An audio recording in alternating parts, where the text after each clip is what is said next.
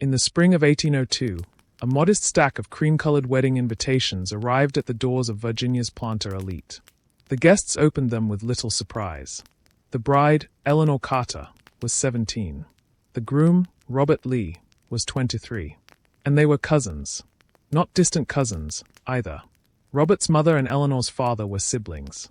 But in 1800, this kind of arrangement raised very few eyebrows. It didn't cause scandal. It didn't spark whispers in parlors. In fact, it was rather expected in families like theirs, families with land to protect, names to uphold, and fortunes to preserve. Back then, love and marriage were rarely the same thing. Courtship wasn't about fluttering hearts. It was about keeping land in the family, or uniting two cousin branches to prevent disputes over who would inherit what. For many women like Eleanor, marrying a cousin wasn't just acceptable. It was a strategy, a quiet act of survival dressed up in lace and linen. Across rural America and Europe, cousin marriage functioned like a lock and key, keeping wealth from escaping, closing the door to outsiders, and ensuring that generations of property stayed within reach. Especially for women, whose access to land or income depended entirely on the men around them, their fathers, brothers, or husbands. Marrying a cousin was often the only way to avoid being entirely cut off. It helped that cousin matches offered a strange kind of familiarity. The couple often shared childhood memories. Their families already knew each other. The negotiations were smoother, the risks fewer. There were fewer surprises, fewer secrets, fewer reasons for anyone to object. But the most curious part, these weddings weren't arranged in secret. They were celebrated. The guests came in fine gloves and powdered wigs. They danced under candlelit ceilings. They toasted the union with cider or port, all while knowing, sometimes proudly, that the couple had once played in the same nursery. Of course, not everyone thought it was romantic. Some people found it dull, even awkward. But that didn't matter. Cousin marriages, especially first cousin matches, served a bigger purpose. They kept estates intact. They avoided the legal mess of splitting property between too many heirs. They kept family ties not just emotional, but financial. And in families with names that carried weight, the Lees, the Carters, the Washingtons, marrying within the bloodline was a way of preserving purity. That's how they saw it, at least. A way of keeping noble stock from mixing with the unknown. In their minds, it was less about love and more about logic. But hidden beneath the pragmatism was something deeper, fear. A fear that marrying outside the family would dilute their influence. That a clever outsider might swoop in, marry a daughter, and walk away with a fortune. That sons might fall for women with no connections, and drag the family name into shame or debt. So cousin marriages became their safeguard, a tradition quietly built on worry, wealth, and a touch of vanity. By 1800, cousin marriage wasn't a fringe custom. In some communities, it made up more than 20% of all marriages. In the American South, it was especially common among plantation families. In New England, it cropped up among prominent merchant dynasties. Even Abraham Lincoln's parents were second cousins.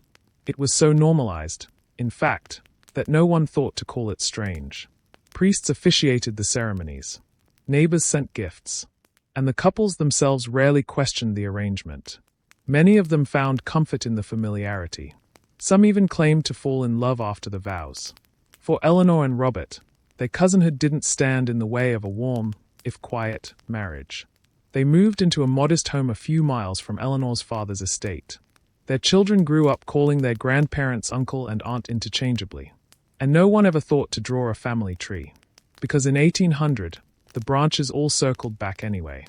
In 1807, in a dusty Virginia courtroom, a heated dispute unfolded between two brothers over a parcel of land their father had left behind. The paperwork was murky. The boundaries were poorly drawn. But at the center of it all was a third person, a young woman named Annabelle, recently married to her cousin. Annabelle's marriage wasn't born out of youthful romance. It had been arranged quietly, during one of those long Sunday dinners where wine flowed and futures were traded like crops. Her dowry included not just linens and silverware, but also a potential claim to her late grandfather's tobacco fields, a fact both brothers knew well. By marrying their niece, one of them had secured the upper hand. But no one called it scandal. The judge didn't raise an eyebrow. The townsfolk only shook their heads in envy. Because marrying a cousin wasn't an act of desperation. It was an act of strategy. It happened across class lines too. While wealthy landowners orchestrated cousin matches to consolidate estates, poorer families did it to avoid spreading what little they had too thin. If you only had one cow and a patch of corn, marrying your cousin meant not having to divide it in half. It was arithmetic as much as affection. Churches occasionally muttered concerns, especially in Catholic Europe. But in early 19th century America, Protestant preachers were often silent. Scripture wasn't clear on the issue, and state laws varied wildly. In some places, cousin marriage was common enough to be joked about in sermons. In others, it became a badge of elite continuity. Back in 1815, when the sun went down in a town like Concord or Charleston, a new set of rules emerged, whispered rules, known only to those of courting age. Rules about lanterns, locks, and how long to linger on the porch before someone got the wrong idea. Or the right one. A young man didn't just knock on a door. He waited until the light in the parlor was dimmed just enough. He wore the right boots, clean, but not polished like a city man. He might even wear a courting cloak, heavy wool, charcoal gray, with the collar turned up high to hide his flushed face in the chill. The cloak became a kind of uniform in some places. Local girls would laugh about it the next morning, whispering at the well, "He wore the cloak. I saw him leave." But the boys weren't deterred. They knew that tradition sometimes needed disguise. Courting was rarely done in the open, and never quickly. In towns where everyone knew everyone, even a shared glance at church could be reported back to your father by supper. So young lovers invented a secret language, handkerchief drops, hat brim tilts, or a slightly crooked candle in the window. In the South, the courting candle became a real object. A family might light one when a suitor visited, a long taper, set in a twisted iron coil. As the candle burned down, the flame sank lower, and when it reached the holder, the visit was done. The girl's father could adjust the candle's height, a subtle message to any boy sitting too close. Tonight, you are welcome, or not. But not all visits were welcome. Some were wild, risky, and unchaperoned. There was a custom called bundling, mostly remembered in New England law. The practice was older, going back to Europe, but it lingered in rural America into the early 1800s. In short, a young man would spend the night in bed with a young woman, fully clothed, sometimes with a board placed between them. In theory, it allowed couples to talk privately, build intimacy, and get to know one another during long winters when travel was hard. In practice, well, let's just say more than one spring wedding was hastily arranged after a winter bundling. Some families even encouraged it. They reasoned that if a couple had to marry anyway, better to see if they could stand each other for a night. But others, especially preachers, thundered against the practice. They called it sinful, scandalous, and evidence of rural moral decay. Still, it persisted. Even the Puritans tolerated it for a time, though with modifications. One diary from 1802 describes a father sewing his daughter into a bundling sack, tight as sausage skin, the writer noted, before allowing her suitor upstairs.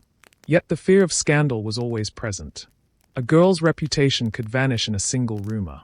A boy's prospects could plummet if he was seen sneaking out too early or too late. And so came the rise of the side door, literally. Many houses had back entrances used for quiet visits. A suitor might be invited in not through the parlor, but through the kitchen, where a sympathetic sister or servant might pass him up to the attic with a nod. Everything had layers. The parents might disapprove, but the grandmother, watching from her rocking chair, would say nothing. After all, hadn't she once done the same? There were flowers too, but not the kind you bought. In the language of wildflowers, which was becoming fashionable by 1820, each bloom carried a meaning. A sprig of rosemary meant remembrance. A violet meant modesty. And if a girl tucked a yellow rose into her hair, she was teasing, offering friendship, not love. Letters became part of the game as well, folded and passed by hand or hidden in hymnals. Some were written in invisible ink, lemon juice, revealed only by candle flame. Others used elaborate codes where every fourth word formed a message. But love was never entirely private. The community watched, speculated, and sometimes intervened. A town might stop a courtship cold if the match was deemed unsuitable. Maybe the boy was too poor, or the girl had a brother in debt. Maybe the families feuded. Or maybe, just maybe, the courting candle burned too low too soon. Yet amid all the secrecy, there was sweetness. The thrill of stolen glances. The comfort of a hand briefly brushed beneath the dinner table. The knowledge that even in a world governed by rigid decorum, two people could find each other and, for a moment, step beyond the rules. Because even when the courtship game was cloaked in silence and stitched together with subtext, it was still played with wild devotion. By the 1830s, love and courtship had started to flirt with commerce, not just metaphorically, but literally. In some towns, a man might win a woman's hand at a dance. In others, he might quite literally buy it. Let's start with something that sounds unbelievable, but wasn't entirely rare: marriage auctions. Yes, auctions. Picture a dusty square in a rural county, perhaps in Tennessee or parts of northern England, where a woman, fed up with her husband, would publicly offer herself for sale to another man. In some cases, the husband even led the event, holding her by a ribbon or halter, symbolic rather than cruel. And when the sale concluded, the crowd might cheer as the woman walked away, hand in hand with her new partner. It wasn't legal in the official sense, but in the eyes of the community, it was accepted. Everyone knew the old marriage had collapsed, and everyone saw the sale as a kind of reset. Messy, yes, but practical. Back in the cities, a more subtle kind of marketplace was blooming: personal ads. The earliest versions appeared in small gazettes and broadsheets around 1825. They were brief, discreet, and oddly poetic. A gentleman of respectable means, aged 31, seeks a woman of gentle character and pleasant countenance for the purpose of matrimony. No Catholics. No spinsters above 28. Must enjoy poultry. Some ads were charming. Others were unsettling. A few were clearly fake, likely placed by print shop boys as a joke. But many were deadly serious. A woman in New York once advertised herself as cheerful, obedient, well-bred, and entirely without debts, adding that she would bring 3 quilts, a fine mare, and a mild disposition. These ads created new complications. Some men lied about their wealth. Some women used fake names or family titles. There were even early scams: widows who were not widows at all, or gentlemen who vanished once a dowry was promised. The polite world looked down on all this, of course. Families with money wanted matches arranged the traditional way, through whispered referrals, dinner invitations, and letters of intent passed between fathers. But not everyone had a family, and not everyone wanted one. In 1833, a widow in Vermont posted a notice offering marriage in exchange for farmland labor. She made it clear, she didn't care for conversation, only for strength and silence. "Come with a plow," she wrote, "and not with poetry." And then there were the marriage brokers, unofficial matchmakers who operated out of apothecaries, taverns, or boarding houses. For a small fee, they'd arrange introductions. Sometimes they had genuine success. Other times, they vanished with the payment before any introductions could occur. Among the strangest tools of the courtship trade was the hair token. Locks of hair had long been exchanged by lovers, worn in lockets, sewn into cuff links, or pressed into miniature portraits. But by the 1840s, entire businesses cropped up that sold anonymous hair trinkets. A man might purchase a brooch that held a strand of hair from a virtuous blonde in Virginia. He'd carry it, dreaming of a woman he'd never met, perhaps hoping someday to match the hair to a real face.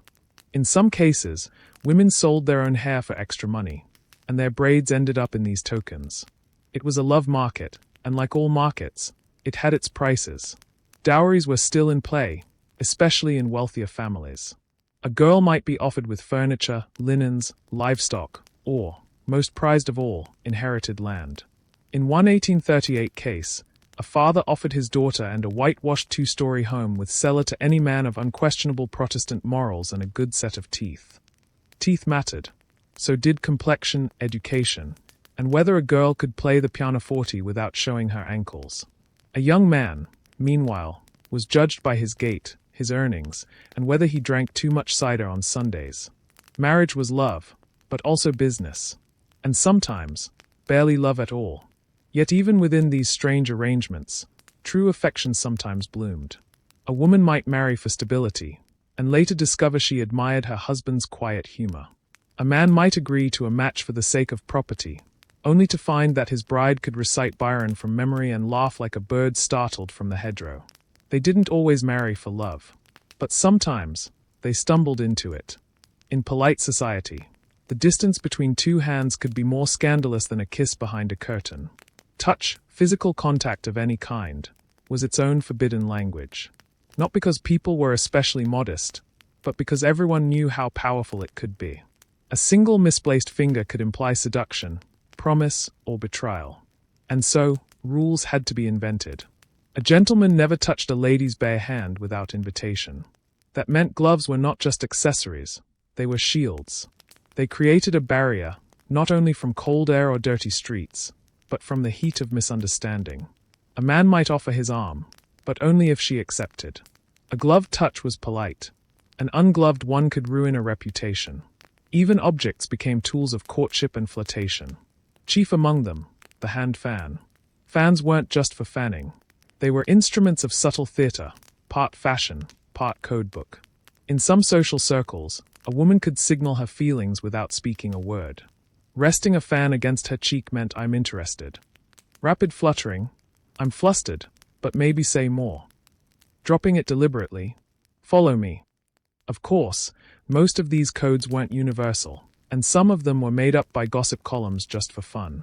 But even so, the idea that romance could be whispered through gestures gave people a thrilling excuse to watch each other more closely than ever. In ballrooms, things got trickier.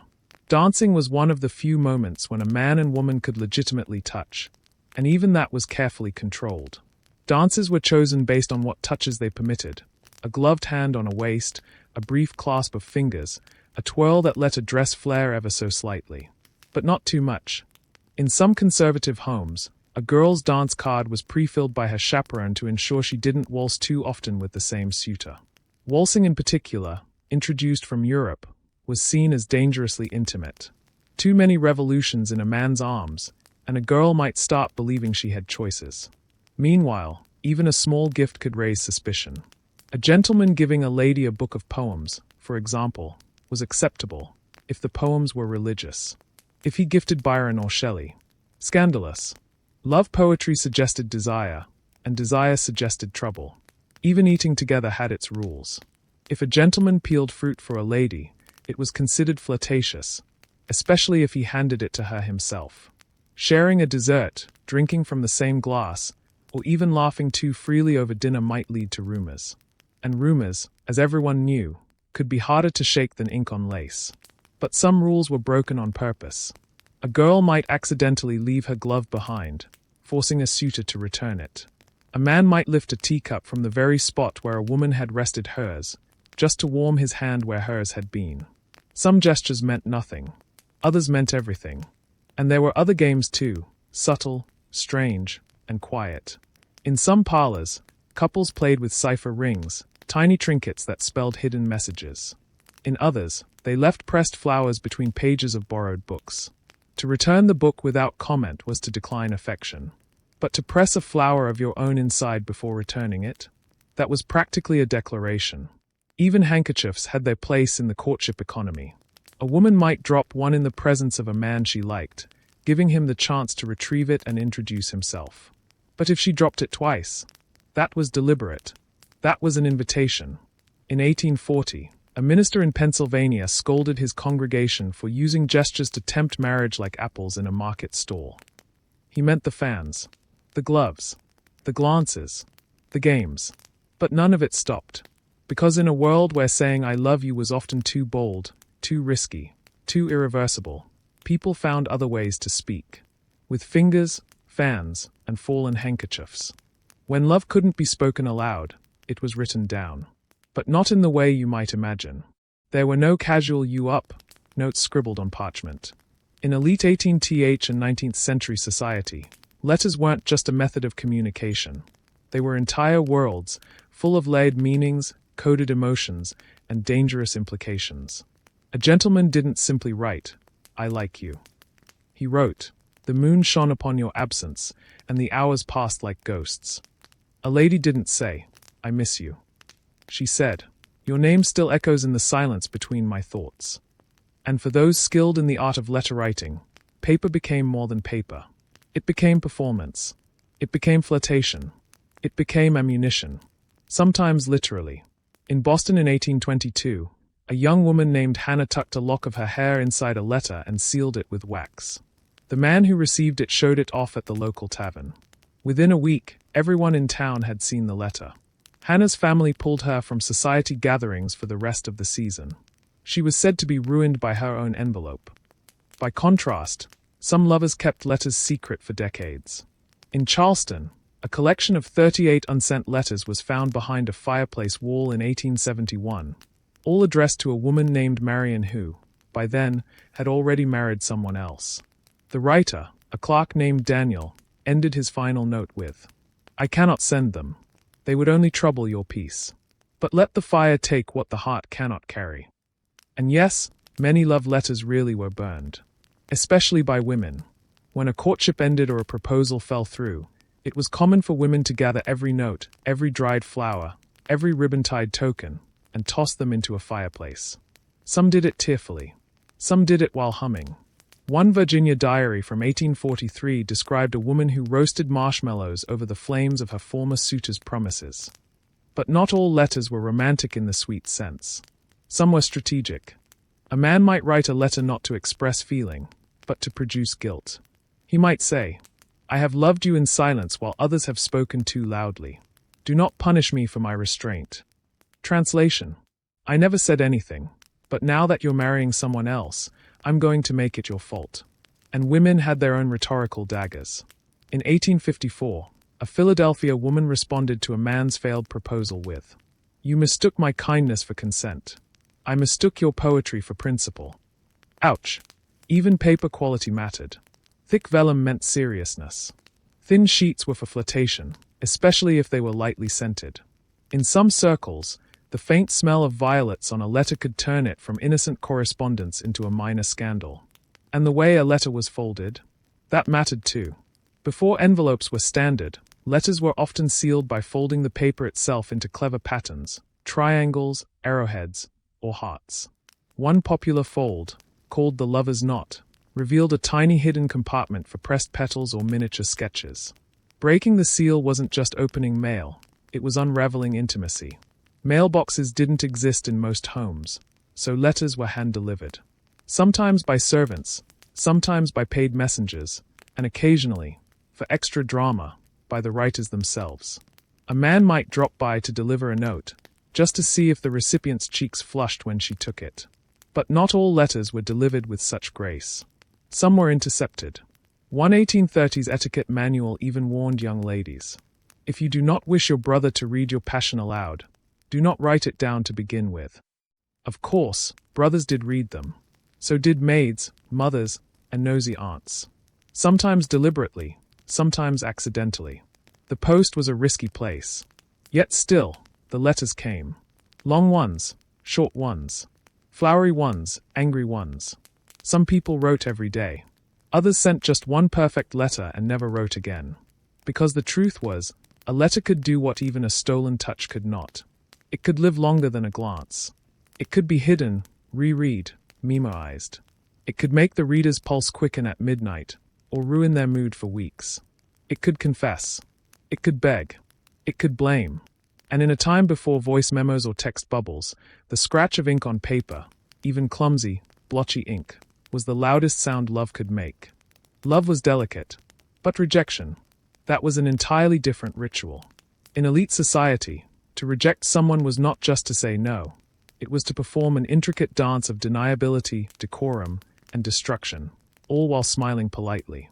A man could not simply walk away, and a woman could not simply say she wasn't interested. To do so too bluntly was considered vulgar, cruel, even socially dangerous. So instead, they invented gentler ways to wound each other. One of the most common tools of rejection was time itself. A lady might simply take longer to reply. A week, then 2, then never. Her silence wasn't empty. It said, "You are no longer my priority." She might also feign illness, or worse, send her mother to respond on her behalf.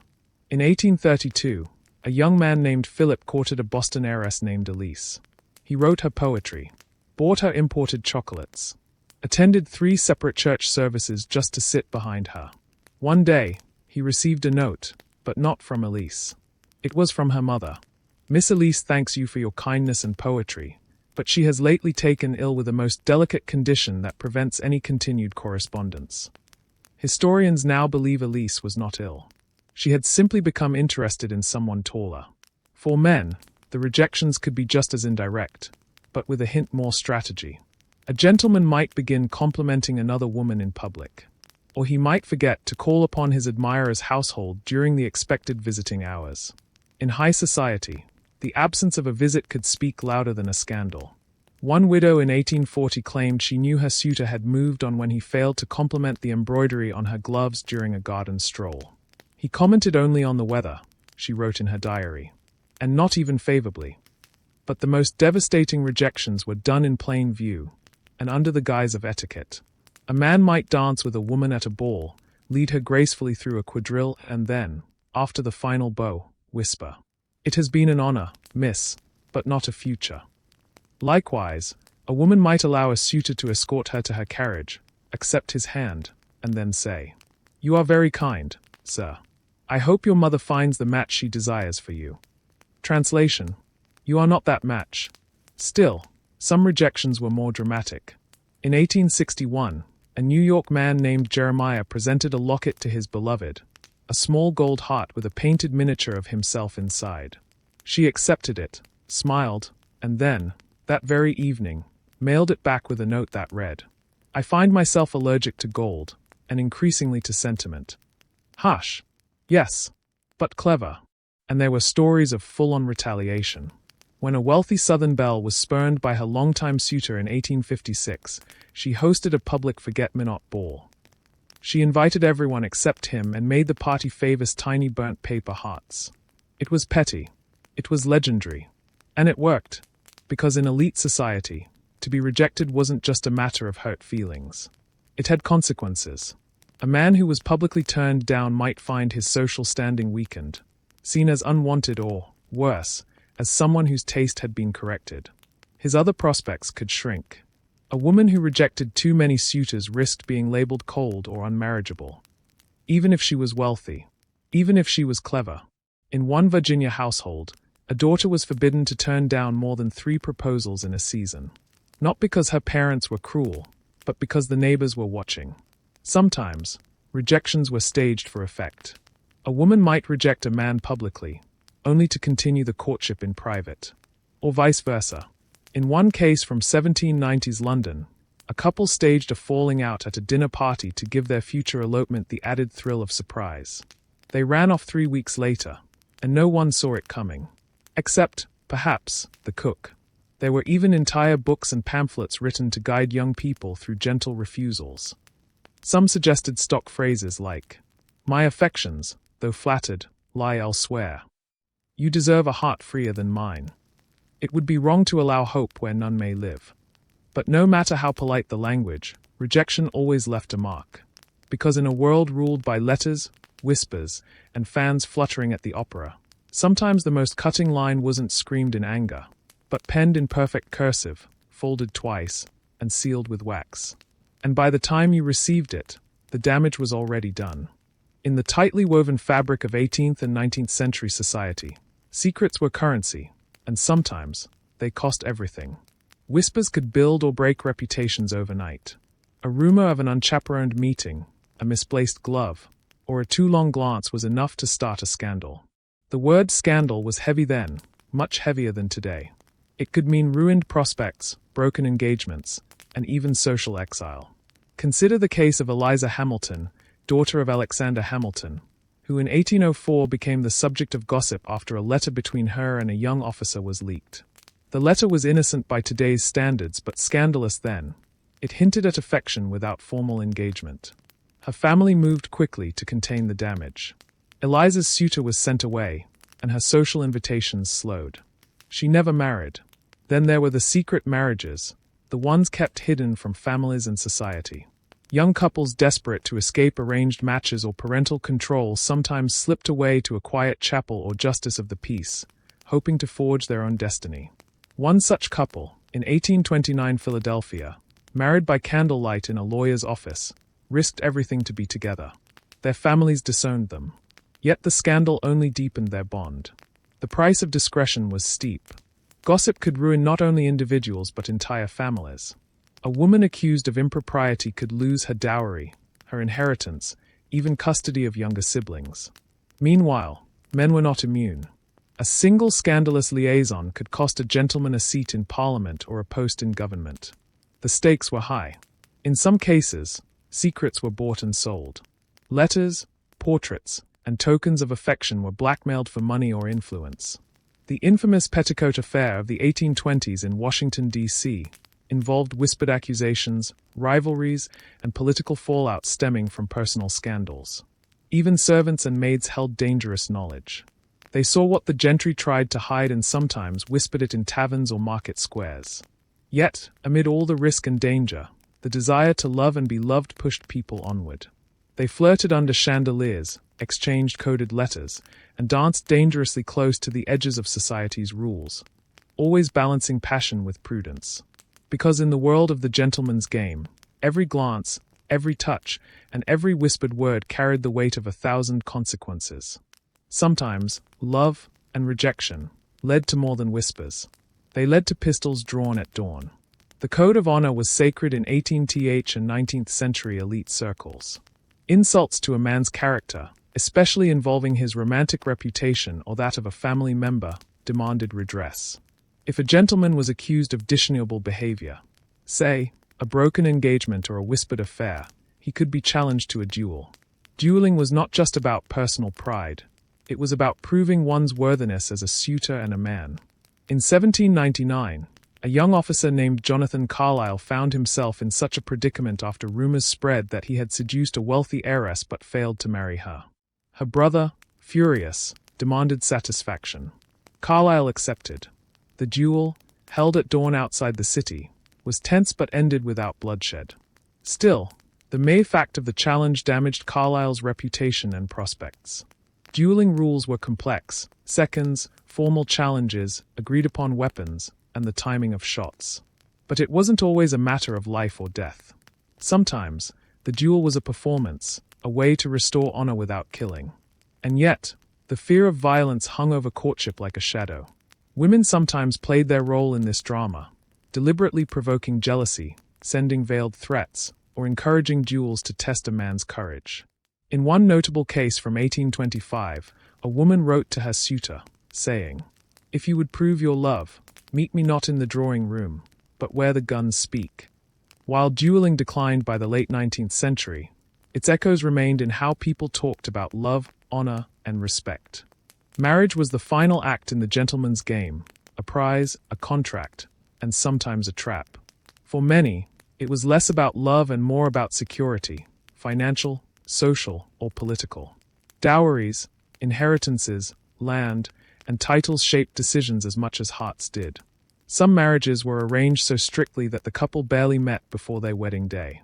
In 1837, a wealthy merchant in Boston married off his daughter to secure a shipping contract. Love was a luxury neither expected nor encouraged. Yet, even in these unions, affection sometimes blossomed over time, in whispered conversations by candlelight or shared smiles across dinner tables. Still, many couples lived more as partners of convenience than as lovers. Divorce was rare and scandalous, mostly impossible without severe social repercussions. Women especially were bound by laws that made them legally the property of their husbands. A bride might enter marriage with hope, but she often found herself constrained by society's strict rules and expectations. In some cases, marriages failed, but society demanded silence and endurance. The story of Mary Todd Lincoln, wife of Abraham Lincoln, showed the tension between personal tragedy and public expectation. She faced mental health struggles, societal pressure, and rumors, all while maintaining her role as First Lady. Through it all, marriage remained the ultimate gamble, a game with rules that changed depending on class, region, and personal ambition. And in this world, every choice mattered. Every glance, letter, and whispered word built the path to the altar, or the road to ruin.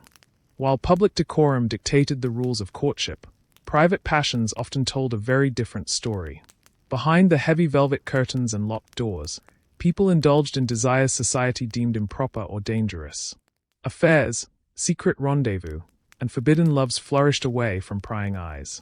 Take, for example, the many whispered stories about Thomas Jefferson and Sally Hemings, a relationship that challenged not only the social norms of race and class but the boundaries of power and consent.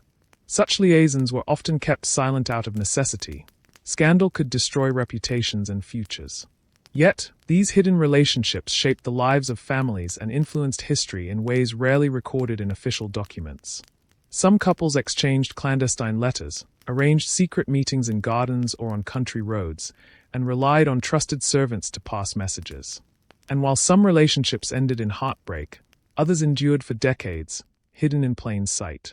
This duality, between public restraint and private passion, defined much of the gentleman's game. It was a dance not only of etiquette but of survival, secrecy, and sometimes rebellion. In a world without social media or text messages, gossip was the original viral content. Word of a scandal, a flirtation, or a whispered secret traveled fast, faster than the fastest horse or courier. The drawing rooms, salons, and even servants' quarters became arenas where reputations were built or destroyed by rumor. A careless comment, a misunderstood glance, or a misplaced letter could spark a wildfire of talk. And once gossip began, it was almost impossible to stop. Women were both victims and agents of gossip, sometimes wielding it as a weapon to protect their own social standing or to undermine rivals. In 19th century New York society, a woman named Caroline was ostracized after rumors spread that she had been seen leaving a gentleman's home unchaperoned. Whether true or not, the damage was done. Invitations stopped. Friends disappeared. Men were not immune either. A whispered accusation could cost a political career or a business deal. Some went to great lengths to control gossip, hiring private investigators, confronting rumormongers, or issuing public denials. But often, the best defense was discretion. The phrase "hear no evil, see no evil" was less about ignorance and more about survival. Because in the gentleman's game, a whispered secret could be the sharpest weapon of all. After all the letters, whispers, duels, and dances, what remains? The gentleman's game was more than a set of rules. It was a mirror reflecting our deepest fears and hopes about love, connection, and belonging. It showed us how much we long to be desired, and how much we fear rejection. It revealed the masks we wear, the words we hide between the lines, and the lengths we'll go to protect our hearts. But it also taught us something timeless, that love, in any era, is a risk worth taking. The dance may have changed, powdered wigs swapped for smartphones, salons replaced by swipes, but the game remains the same. So whether you're writing a letter by candlelight or typing a message at midnight, remember, the bravest move is always the next one, the next glance, the next word, because in the end, love is not about rules or games. It's about courage. And sometimes, that's the greatest story ever told.